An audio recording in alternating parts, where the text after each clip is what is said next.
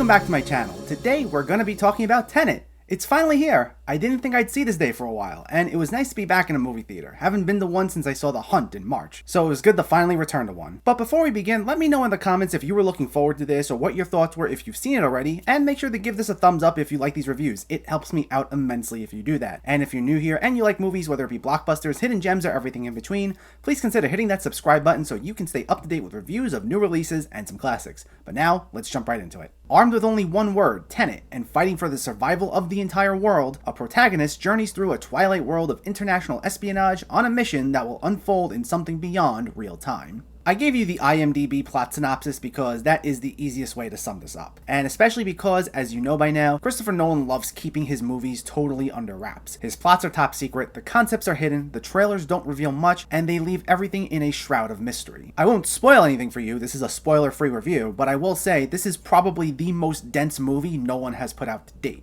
I didn't think anything was going to be able to top Inception, which gave us literally an hour of exposition to go through its rules and logic. But Nolan manages to outdo himself in that regard, because there's so much going on here, not just through the dialogue, but through the visuals as well. This is definitely a movie that is going to require more than one viewing. There are hidden images planted throughout this. You'll see things that seem like nothing at first, and then wind up playing a huge role later on. There are conversations where characters will say something that seems like a throwaway line, and then it's revealed there's way much more to it later. And Nolan also revisits his love for non-linear storytelling, which was huge in his earlier movies, but he goes to an entirely new level here. You'll see some of the same scenes twice, once played out like normal, and then the next played backwards where it'll take on an entirely new meaning. It is a lot, and it requires you to pay attention at all times. And you gotta hand it to Nolan. He is probably the only director at this point who gets these massive budgets that are hundreds of millions of dollars, and therefore entirely original projects, and he's allowed to do whatever he wants with them. Almost no one else is allowed that level of creative freedom in mainstream filmmaking these days, but then again, he delivers something truly special every time. As with Nolan's other movies, this is once again stunning on a technical level. He reteams with cinematographer Hoyt van Hoytema, and the shots are fantastic. It was shot on 70mm and IMAX. The theater I saw this at was actually playing this in IMAX, but I got my ticket at the last second, and I knew I wasn't going to make it in time, so I went with a normal screening. But I kind of wished I did IMAX instead. The landscapes are beautiful, the color palette is actually a little brighter than most of Nolan's other movies, but there's just so much attention to detail. And as always, I was blown away by the aesthetics. Hans Zimmer, who works on most of Nolan's movies, did not get the score this one as he was working on Dune. Instead, the score is composed by Ludwig Göransson, who also worked on Black Panther and The Mandalorian. And he does a great job. It was a fantastic score. Though I gotta say, in terms of the sound mixing, Nolan once again uses a similar style that's been present in his last few movies, most notably Interstellar. The dialogue will be really low, sometimes you can barely make out what a character's saying, but when the music kicks in or there's a huge action scene, it's explosive. It goes from one extreme to the next, and frankly, it's kind of annoying by this point. Especially for a film as complex as this, to struggle to hear what someone's saying, only for the action to be blasting a minute later, it can be very jarring, and sometimes it feels like it throws off the experience. When I watched Interstellar at home, I had to keep shifting the volume back and forth between the action and the dialogue, and I definitely have to do the same if I was watching this at home. And the action is, once again, solid. Nolan's come a very long way since Batman Begins, where it was one of the most disorienting experiences to watch a fight scene. And because Nolan's playing with time here, you get some truly unique fights. The opening scene is incredible, and there's another scene in particular that occurs early on that reminded me of the Joseph Gordon-Levitt hallway fight in Inception. In this scene, someone going backwards is fighting someone going forward, and it is just riveting. One thing you can say about Nolan is, even when he's not at his best, it's still a hell of an experience, and the movie's still good. And I'll be clear, this isn't Nolan's best movie by any means. In fact, to be perfectly honest, this will probably be his most polarizing movie. I feel there's going to be a huge love it or hate it divide over this. And the main reason is, this is actually a little similar to Dunkirk, in the sense that, like that movie, this is very event-based. There's very little character development here. The acting's fine all around. John David Washington is great, as are both Robert Pattinson and Elizabeth Debicki. I enjoyed all the performances. Actually, outside of Kenneth Branagh, who plays the villain. He uses a very thick, almost cartoonish accent, like you're expecting him to twirl his mustache at almost any second, but he still tries to be completely serious, and it's just very jarring for the tone the movie itself was going for. I like him in general, but his performance here didn't really work for me. But while the performances performances are mostly fine, you don't learn anything about these characters. Elizabeth Debicki probably has the most character development. Actually, she might be the only character with any real substance. Without spoiling anything, she has the second biggest role after John David Washington. And while you don't learn her entire life story, she's the only one who feels fully fleshed out. Because even John David Washington, his character is literally just named the protagonist. That's how little you know about him. There's even a line of dialogue, and it's almost this weird meta moment, and he says, "I'm the protagonist of this operation." It was a little funny in a way, but we never learn his name, nor do we ever learn much about his wants or needs. Same with Pattinson, and same with most of the other characters, outside of whatever role there is in this mission. And whereas Dunkirk only focused on a single event that at least allowed for some little character moments here and there, this is so wrapped up in its extremely layered, almost confusing plot that it renders a lot of these characters without much of a personality. And you might be saying, well, I'm here for the cool effects and the concepts and the fights,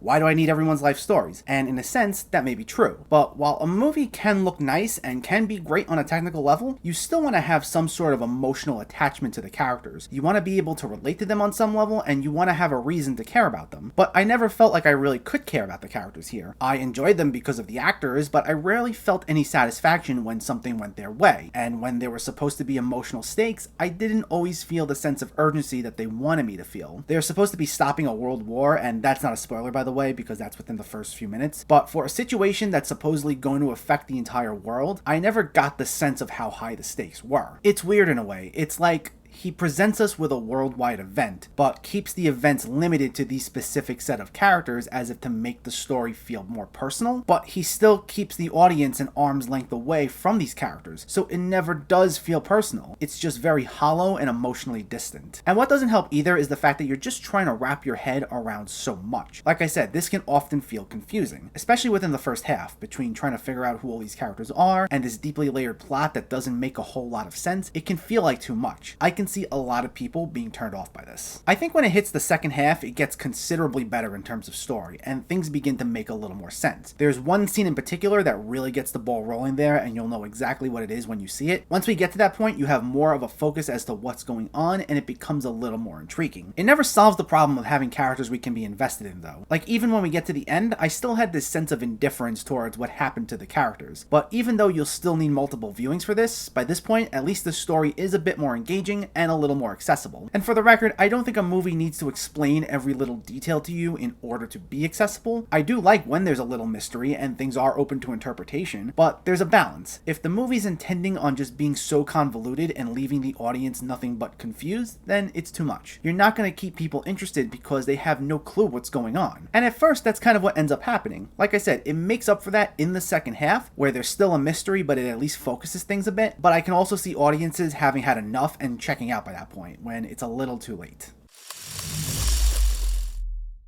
Overall, this is a pretty good movie, but it's far from one of Nolan's best. From a technical standpoint, it is fantastic. There's beautiful cinematography, an intense score, and thrilling action sequences. Whenever things kick into high gear, it's incredible. However, this is also a very cold movie. While the performances are good, there's little to no character development for anyone outside of Elizabeth Debicki. You only root for these characters because of the actors and not because of the writing. Also, the story can feel very convoluted at times. It's intriguing for sure, and I think with repeated viewings, you'll be able to appreciate it more when you uncover hidden clues, but it keeps things too distant and leaves things so vague that it's to the movie's detriment at times. The good outweighs the bad. It's still another unique Nolan experience, and you should at least give it a shot. It's just not great. Tenet gets a 7 out of 10.